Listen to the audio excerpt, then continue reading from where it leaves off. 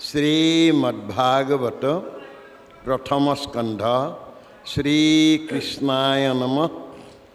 ॐ नमो भगवते वासुदेवाय। मंगलाचरण मंगल आचरण व्यवहार। जय जय कृष्ण कृपामय महेश्वर। जार आज्ञा फिरे बहे ब्रह्मा हरिहर।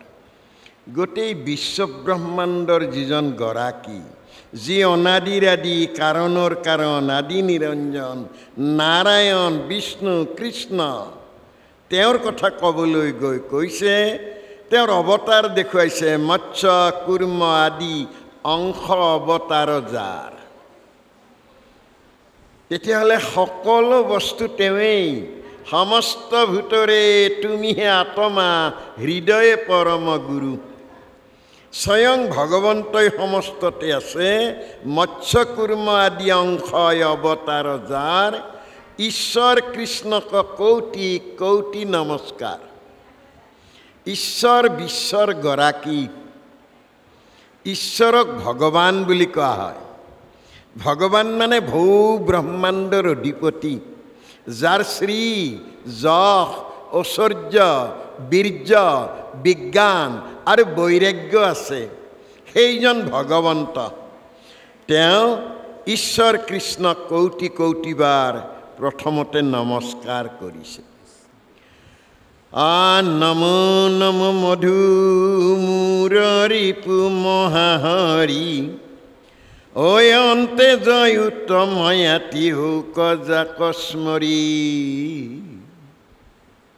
एकेबारे निम्न स्तरर जन तरी যাব পারি এইহেন ভগবন্তৰ গুণনাম। সমস্তে জগত উদ্ধাৰক যাৰ নাম নামে তৰা নাম বৰ শক্তিশালী। আৰু হেনয় কৃষ্ণক কৰোক সহস্ৰ প্ৰণাম। নামে সংস্কাৰ আনে।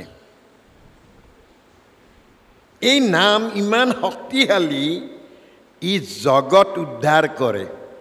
জগত মানে জন্ম পায় য'ত গতি লাভ কৰে এই দেহবিলাকক আচলতে উদ্ধাৰ কৰে।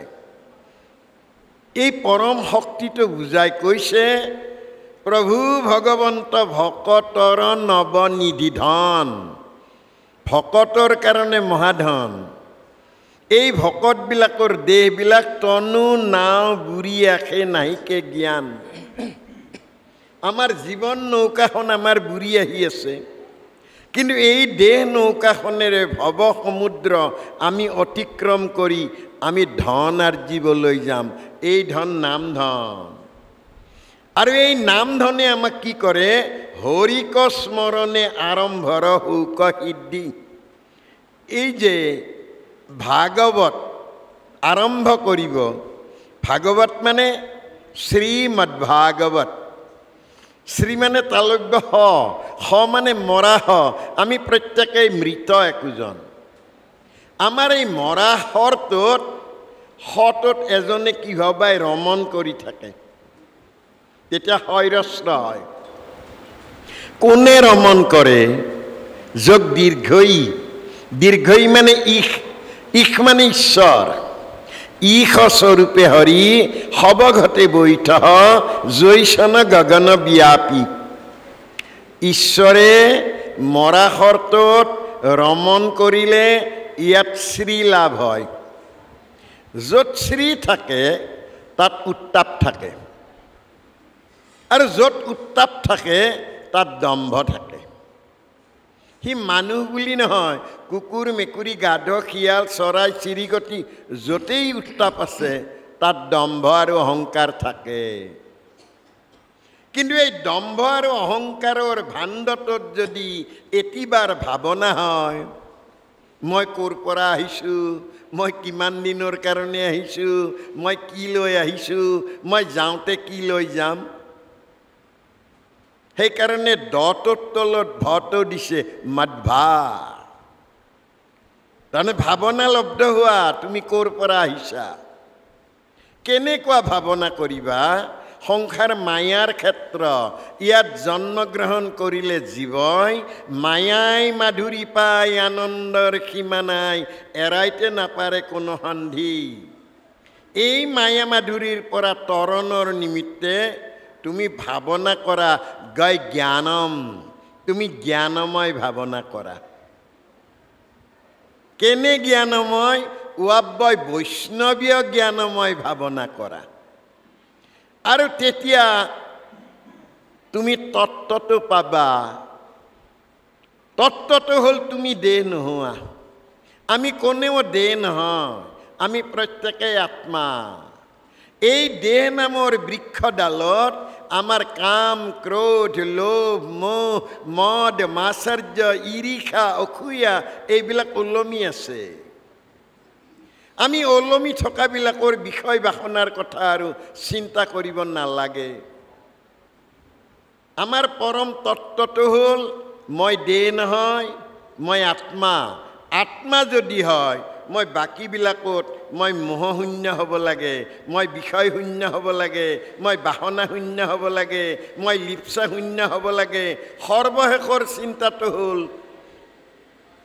মই আত্মা যদি মোৰ লক্ষ্য পৰমাত্মা মানে জীৱ আত্মা পৰমাত্মা দুয়ো ককাই ভাই হিয়া মাজে সোমাই আছে চিনা চিনি নাই সেইকাৰণে কৈছে প্ৰভু ভগৱন্ত ভকতৰ নৱনিধি ভকতবিলাক হ'ল ভগৱন্তৰ বিচ্ছুৰিত অংশ আমি ভাৱৰীয়া আমাক কোনোবাই অতি কম দিনৰ কাৰণে আনিছে এতিয়া আমি তৰিবৰ কাৰণে উপায় হ'ল হৰিক স্মৰণে আৰম্ভৰ হুক সিদ্ধি এই জীৱনক সামফল কৰিব লাগে তুমি আৰম্ভ কৰা কিহেৰে হৰিৰ নামেৰে হৰি কোন গীতাত ক'লে মই অক্ষৰ ব্ৰহ্মৰ ও মানে প্ৰণৱ প্ৰণৱ মানে নিৰাকাৰ নিৰঞ্জন হৰি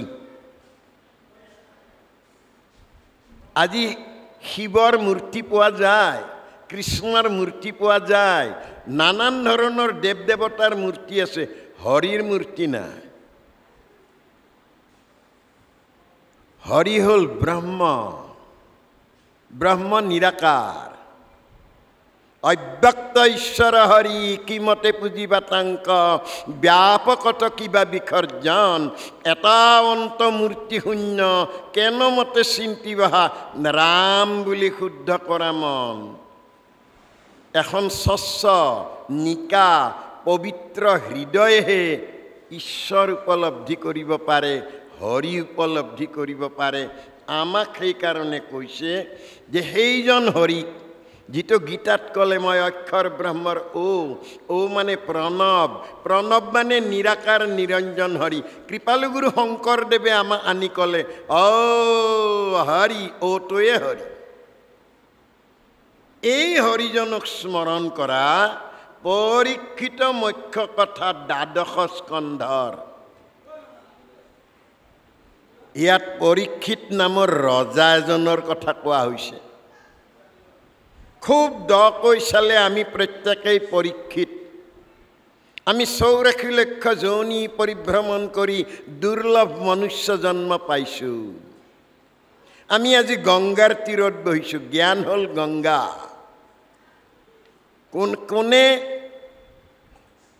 সুকে ক'ব শুদ্ধভাৱে কৃষ্ণ কথা কওঁতাজনে ক'ব তেওঁ চকু মুদিয়েই ক'ব তেওঁৰ সন্মুখত ভাগৱত নাই আজি আমি ভাগৱত লৈছোঁ কিন্তু পৰীক্ষিতক ক'বলৈ সুখদেৱে কিন্তু ভাগৱত লোৱা নাই কাৰণ সুখদেৱ এজন ভাগৱত উদ্ধৱ ভাগৱত বিদুৰ ভাগৱত মৈত্ৰেয় ভাগৱত পৰীক্ষিতে 7 দিন শুনি তেওঁ মহাভাগৱত হৈছে গতিকে আমাক সেইকাৰণে কৈছে কৃপালু গুৰুজনাই যে পৰীক্ষিত মুখ্য কথা দ্বাদশ স্কন্ধৰ কৃষ্ণৰ চৰণে ভনে কৃষ্ণৰ কিংকৰ এই কিংকৰ কৃষ্ণই কৈছে তেতিয়াহ'লে নিৰ্গুণ কৃষ্ণৰ গুণক প্ৰকাশ কৰিলা শ্ৰীশংকৰে শ্ৰৱণ কীৰ্তন কৰি মহাসুখে